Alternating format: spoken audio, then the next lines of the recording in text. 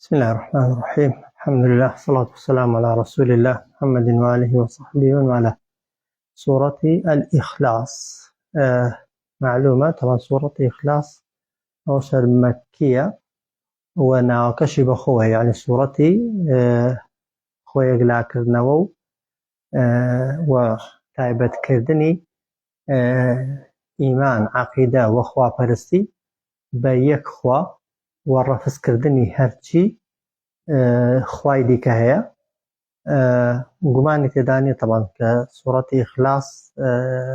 یەکێکە لە سوورەتە زۆر تایبەتیەکان کە کاتی خۆی بتپەرستەکان هاتنە لای پێغەمبەر صلی الله علیه وسلم گوتیان تۆ خواکانی ئێمە دەبینی، هێندێکیان دارن و هێندێکیان بەردن، ئەتۆش وەسفی خواکەی خۆتمان بۆ بکە، تا خوا لە زێر دروست کراوە یا زیوە یان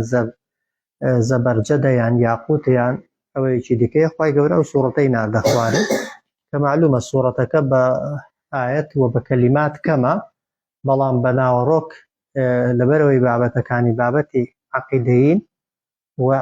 بابەتی ئیمانین، پێغەمبەر صلی الله علیه وسلم بە ثلوث بە سێیەکی قورئان ناوی بردووە کە هەر کەسێک سێ جار بیخوێنێ خوای گەورە وەکو فەزڵ، وەکو خێر، وەکو ئەجر، طبعاً خێری هەموو قورئانت بۆ دەنووسێ. و فەرمودەمان هەیە ئەو سەحابەی کە دەفەرمون پێشنوێژی بۆ برادەرەکانی دەکرد بەردەوام سوورەتی ئیخلاسی دووبارە دەکردەوە. پێغەمبەر صلی الله علیه وسلم فەرمووی هۆکار چییە؟ فەرمووی هۆکارەکەم ئەوەیە کە خۆشەویستیم هەیە بۆ ئەو سوورەتەی، فەرمووی خۆشەویستیت بۆ ئەو سوورەتە دەتباتە باشتی. و خەڵکیش کە زۆر طبعاً ئەوەی دووبارە دەکاتەوە بەشێکی لەبەر ئاسانیانە و بەشەکەی دیکەی لەبەر ئەو ئەجر و خێرە زۆرەیە کە لە خوێندنیدا ئینسان دەستی دەکەوێت. جا ئەوانە پێیان دەگوترێت قولەکان یان تەعەووزاتەکان کە پێغەمبەر صلی الله علیه وسلم وەکو سوورەتی کافرون و زیاتریش لەوی ئەوەن خوێندوویەتی و دووبارەی کردوتەوە. جا سەرەتاکەی وازەحە دەفەرمێ قول پێیان بڵێ لە جوابی پرسیارەکەیاندا کە پرسیارە لێ دەکەن خوای تۆ کێیە و چۆنە، قول پێیان بڵێ هو خوای من ئەڵڵا، ناوی ئەڵڵایە، ئەوە یەک. ئەوجا ئەحەد تاکە یەکە، تەوان دووهەمی نییە و شەریک و هاوبەشی نییە بە هیچ شێوەیەکی. قل پێیان بڵێ ئەی محەممەد صلی الله علیه وسلم هو خوای من، ئەوەی کە من بەندایەتی بۆ دەکەم و دەی پەرستم و بانگی ئێوە دەکەم تابی پەرستن و بەندایەتی بۆ بکەن، ناوی ئەڵڵایە، هیچ ناوێکی دیکەی نییە. ئەوجار ئەحەد و هەروەها تاکە بە معنای ئەوەی یەکە دووهەمی نییە، دەکرێت بڵێن تاکە هاوبەشی نییە بە هیچ شێوەیەکی، نە لە زاتدا نە لە سیفاتدا. دەکرێت بڵێن تاکە بە معنای ئەوەی کە خوایەکە هەمووی یەک بەشە و طبعاً بەشکردنی نییە وەکو مەسیحیەکان کە دەیانگوت سێ کوچکەی خوایەتی و ئەوانە هەیە. نە، قول پێیان بڵێ هو خوای من ئەڵڵا، ناوی ئەڵڵایە، ئەحەد تاک و تەنهاش، ئەڵڵاه ئەنجا ئەو خوای من کە ناوی ئەڵڵایە، ئەسەمەد بێنیازە، پێویستی بە هیچ کامێک لە دروستکراوەکانی نییە، بەعەکسەوە هەموو دروستکراوێک پێویستی بە خوای پەروەردگار هەیە لە هەموو سانیە و لە هەموو چرکەیەکدا. وازەحە؟ ئەڵڵاه السەمەد، خوای من ناوی ئەڵڵایە و خوایەکە بێنیازە، بێ پێویستە لە هەموو دروستکراوەکانی. بە عەکسیشەوە طبعاً هەرچی دروستکراو هەیە هیچ سانیە و چرکەیەک نییە پێویستی بەخوا نەبێ. لەم یەلید یەکێکی دیکە لە تایبەتمەندیەکانی خوای من ئەوەیە کە خوای من لەم یەلید، هیچ کەسێکی لێ نەبووە، وەکو مەسیحیەکان کە دەیانگوت عیسا کوڕی خوایە یا مەڕیەمە کچی خوایە، یان جوولەکەکان کە دەیانگوت عوزەیر کوڕی خوایە، یان بتپەرستەکانی مەککە کە دەیانگوت مەلائیکەت کچی خوان، ئەوانە هیچی ڕاست نین. لەم یەلید خوای من کەسی لێ نەبووە، وەلەم یولد وەلە کەسیش نەبووە.